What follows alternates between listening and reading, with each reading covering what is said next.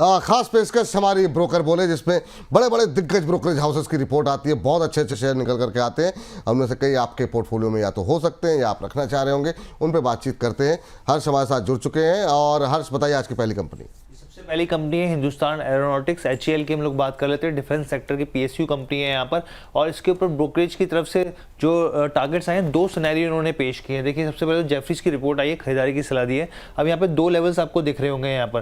तो एक जो है ये यहाँ पर अगर हम लोग बात करें तो यहाँ पर ये बुलिश केस है यहाँ पर सिनेरियो, और ये बेस केस। अगर इस हिसाब से लेवल देखें तो मौजूदा भाव से 50% का अपसाइड दिख रहा है, और अगर इस लेवल से देखें यहाँ पर 6475 के लेवल से 30% का अपसाइड दिख रहा है।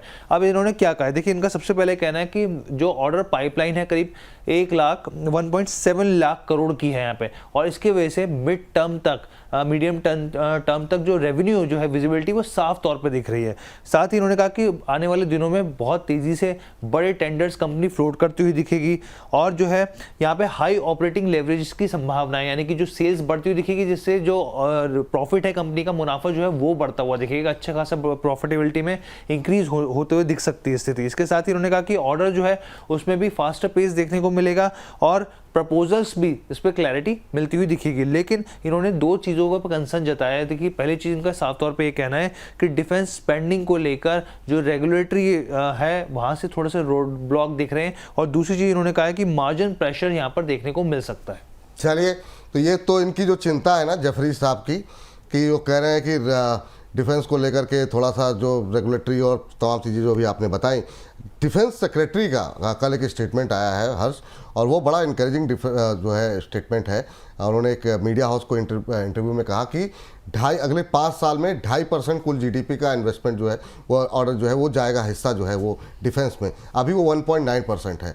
तो वो अगर इतनी तेज़ी से बढ़ेगा तो ये जो कंपनियां हैं इनके लिए काफ़ी पॉजिटिव रहेगा। सर, आपकी टिप्पणी HL को लेकर के 5000 के आसपास ट्रेड करता हुआ आज पॉजिटिव मूव है 1% के आसपास। कल कुछ कन्फ्यूजन था, एक कोई रिसर्च रिपोर्ट आई थी, उसकी वजह से कल थोड़ा प्रेशर था, उस पर क्लैरिफिकेशन आया है HL का, और उसके बाद से आज रिकवरी है, और प्लस डिफेंस सेक्रेटरी का स्टेटमेंट। आपकी टिप्पणी क्या होगी HL पे?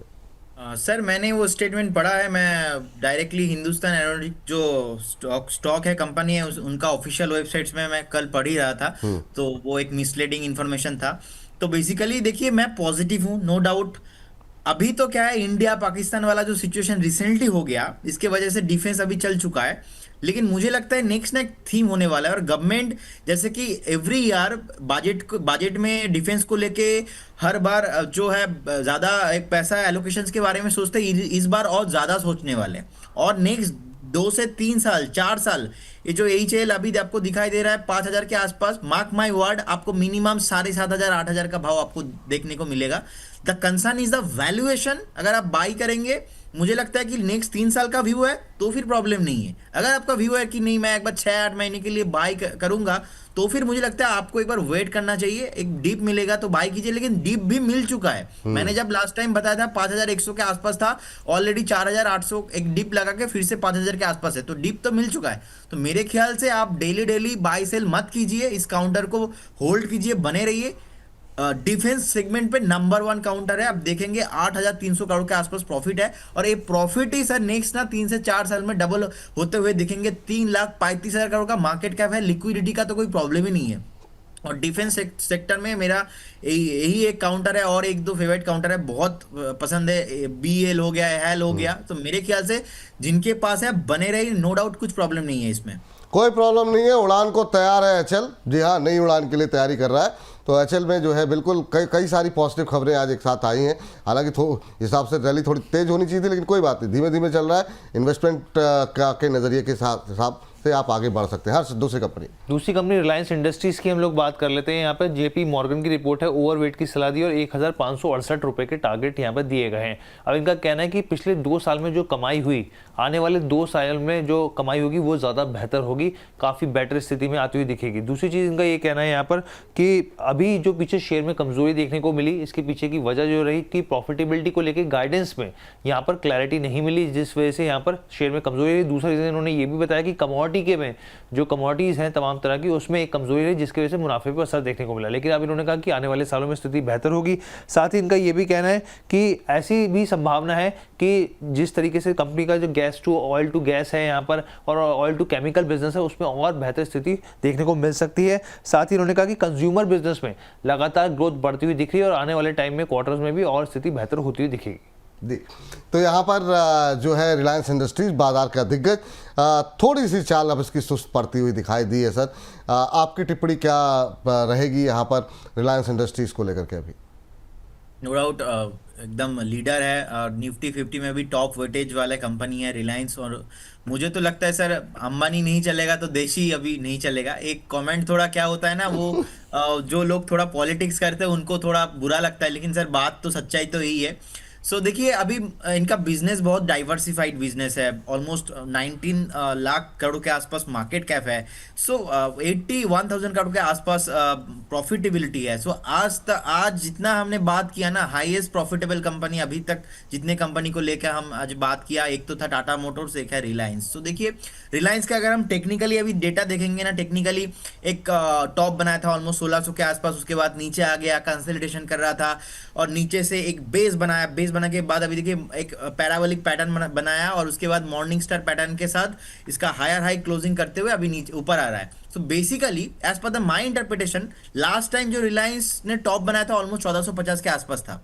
1450 के ऊपर क्लोजिंग ही नहीं हो रहा था। देखिए अभी 1440-45 के आसपास घूम रहा है। अगर एक बार 1450 के ऊपर सस्टेन करता है एक हफ्ता भी, तो यहाँ पे जो रैली होगा ना, ये रैली के लिए मार्केट निफ्टी में नेक्स्ट मूवमेंट होगा।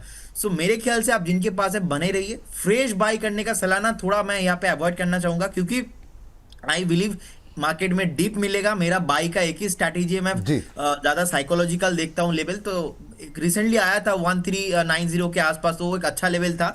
फ्रेश बाय आप इस जोन पे नहीं कीजिए तो ही अच्छा होगा।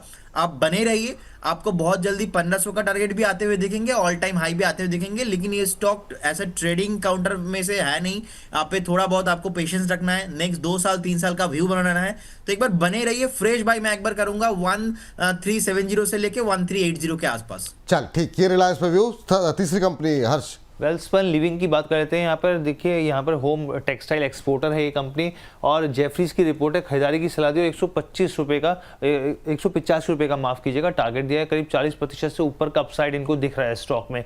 क्यों दिख रहा है? तो देखिए, सबसे पहले इनका ये कहना है कि जो भारत का अमेरिका और यूरोपियन यूनियन के साथ समझौता होने जा रहा है, यहाँ पर यूरोपियन यूनियन के साथ तो हुआ है और अमेरिका के साथ भी होता दिखेगा, तो उसका फायदा यहाँ पर कंपनी को मिलेगा। इसके साथ इनका कहना है कि कंपनी नई कैटेगरीज में एंटर करने जा रही है, जिसमें और साथ में ब्रांडेड जो पोर्टफोलियो है वो बिल्ड कर रही है यहाँ पे।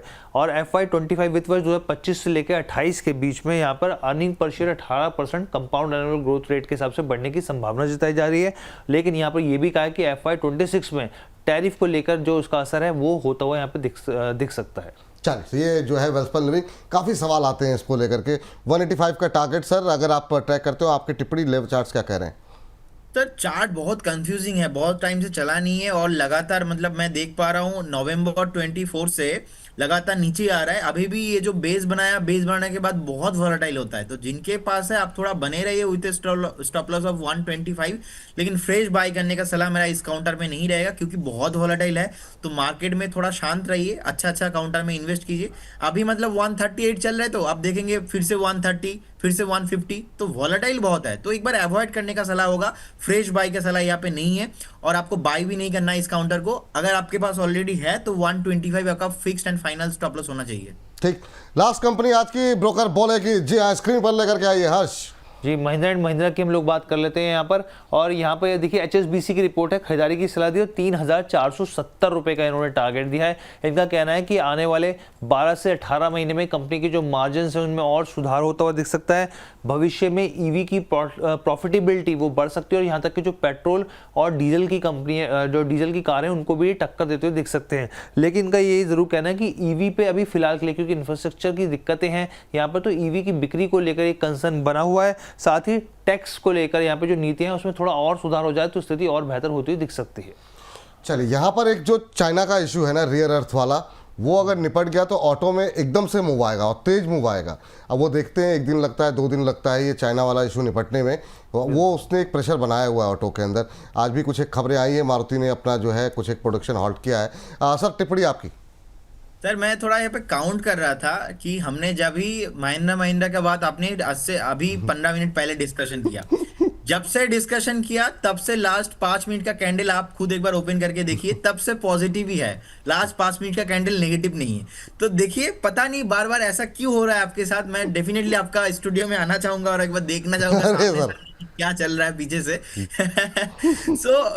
देखिए बहुत अच्छा स्ट्रक्चर है, कंपनी प्रॉफिटेबल है, कुछ इसमें सर प्रॉब्लम ही नहीं है। और मुझे लगता है कि सर एक मंथली जो एक सपोर्ट था लास्ट 2 से 3 महीना कंटिन्यू हायर हाई क्लोजिंग देता हुआ अभी ऊपर ही आ रहा है। जिनके पास है आप बने रहिए, फ्रेश बाय करने का सलाह रहेगा इसमें। देखिए अभी 3010 के आसपास था, 3030 के आसपास है, जिससे वेरी गुड वैल्यूएशन के साथ, प्राइस मोमेंटम के साथ मुझे लगता है ठीक ठाक है, इसमें कुछ प्रॉब्लम नहीं है। फ्रेश 25 से 30% आप मूवमेंट आपको मिल सकता है विद स्टॉप लॉस। आपको एक स्टॉप लॉस मेंटेन करना पड़ेगा 2910, 2910 रहेगा मेरा स्टॉप लॉस। और फ्रेश 25 से 30% का आप मूव नेक्स्ट 2 साल का मेरा रहेगा टाइम फ्रेम, तो आप बाई करके जा सकते हो करंट सेम के साथ। चलिए, तो ये राय यहाँ पर निकल के आती हुई, बहुत बहुत शुक्रिया हर्ष, धन्यवाद आपका। ये तमाम ये सभी शेयर जो है, चाहे वो HL हो, RIL हो, M&M हो, वेस्पर लिविंग हो, ये रिटेलर्स के मतलब पसंदीदा शेयरों में से हैं। तो और निश्चित रूप से लोगों को काफ़ी इससे इस पर राय लेकर मिल करके काफ़ी उनको राहत मिली होगी। बहुत बहुत शुक्रिया आपका। तो ब्रोकर बोले में इतना है।